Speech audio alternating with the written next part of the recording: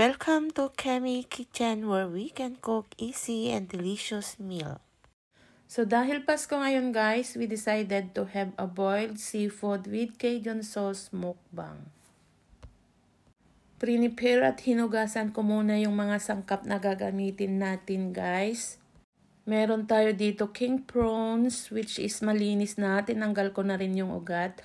At sa sausage, kinat ko ng 4 sa bawat side. Then meron tayong patatas, onion at garlic, sweet corn, butter, then yung selection ng seafoods na shrimp, mussels, and squid. At sa Cajun seasoning naman guys, meron tayo ditong garlic powder, black pepper, paprika, chili flakes, cayenne powder, and coriander. Nilaga ko muna yung sweet corn and patatas, then yung mixed seafoods, then hinango ko muna at sinet aside. Then nagprepare na rin ako ng pan para iprito muna yung sausage. Iprito lang muna natin ang ating mga sausages guys. Then hanguin rin natin at set aside for later use.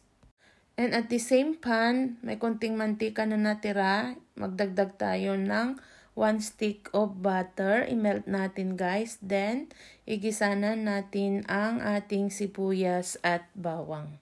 Ituloy-tuloy lang natin ang paggisa guys hanggang ito ay maging brown at lumabas ng mabangong aroma.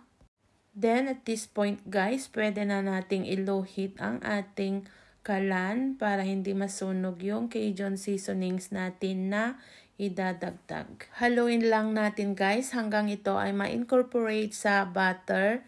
Then magdagdag rin tayo ng mga pampalasa. Katulad ng asin, liquid seasoning, 2 tablespoons of brown sugar, yung tubig ng pinagpakuluan ng sweet corn and patatas, then hot sauce.